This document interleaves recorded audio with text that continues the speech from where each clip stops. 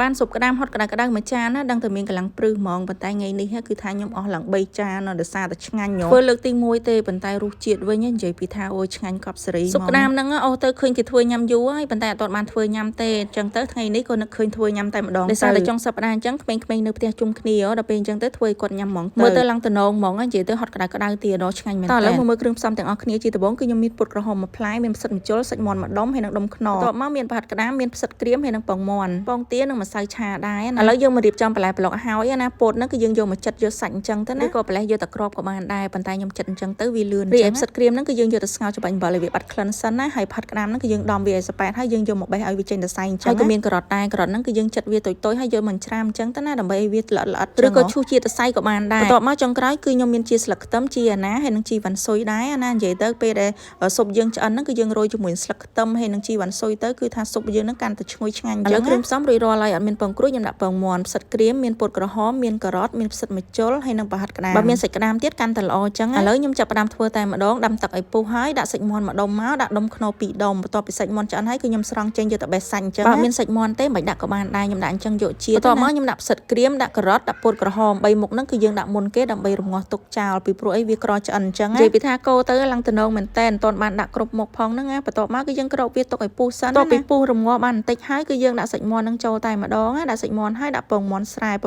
ក៏បានពងក្រួយក៏បានដែរបន្ទាប់មកខ្ញុំដាក់ប្រហិតក្តាមហើយនិងផ្សិតម្ជុលហើយខ្ញុំក៏បន្ថែមជាមួយនឹងគ្រឿងក្រៅបន្តិចដែរចំពោះគ្រឿងផ្សំនោះគឺខ្ញុំដាក់ទឹកត្រីហើយនិងស្ករបន្តិចណាដើម្បីវាចាប់ជាតិដាក់តិចច្រើនអីព្រោះថែមថយគ្រឿងតាមហ្នឹងទៅចំពោះស៊ុបក្តាមនេះអ្វីដែលមិនអាចខ្វះបានគឺម្សៅឆានេះខ្ញុំដាក់ប្រហែលជាជិត2ស្លាបព្រាលាយជាមួយនឹងទឹកហើយយើងកូរឲ្យវារលាយហើយចាក់ចូលស៊ុបក្តាមរបស់យើងហ្នឹងទៅបន្ទាប់មកខ្ញុំមានជាពងទាមួយគ្រាប់ហើយខ្ញុំដាក់ចូលអញ្ចឹងទៅឲ្យវាចេញទៅសៃអញ្ចឹងបងប្អូនកុំឲ្យវានៅដុំណាបន្ទាប់មកយើងកូរវាទៅហើយព្រោះថែមថយគ្រឿងតាមហ្នឹងទៅនិយាយទៅគឺថាតំណងមែនតើបងប្អូនបន្ទាប់ពីដាក់គ្រប់មុខហើយចុងក្រោយហ្នឹងគឺយើងបន្ថែមជាមួយនឹងម្រេចទៀតណាកាន់តែឆ្ងាញ់ស៊ុបក្តាមនេះហត់ក្តៅអីបានឆ្ងាញ់បងប្អូនបើទុកអីតិចអីគឺថាអត់ឆ្ងាញ់ទេនិយាយពីថាហត់ទៅជាពិសេសទឹកស៊ុបហ្នឹងគឺថាមានកម្លាំងតែនិយាយពីថាគ្រឿងផ្សំបន្លែប្លុកអីហ្នឹងគឺចេះកញ្ចប់ច្រើនមុខមែនប៉ុន្តែដល់ពេលយើងរៀបចំមកហើយដាក់ធ្វើហ្នឹងគឺថាលឿនមែនតែនតែមួយផ្លែតហ្នឹងគឺឆ្អិនហើយដួសដាក់ចានហើយយើងបន្ថែមជាមួយនឹងជីស្លឹកខ្ទឹមជីវ៉ាន់ស៊ុយអីមកគឺថាឈ្ងុយមែនតែននិយាយទៅឡើងឆ្ងាញ់ហ្មងខ្ញុំវិញអស់ឡើង2 3ចានបន្ទាប់ពីអស់មួយចានហ្នឹងហើយគឺថាថែមមកកូនចានទៀតនិយាយពីថាអូយឆ្ងាញ់មែនតែនតែធ្វើលើកទី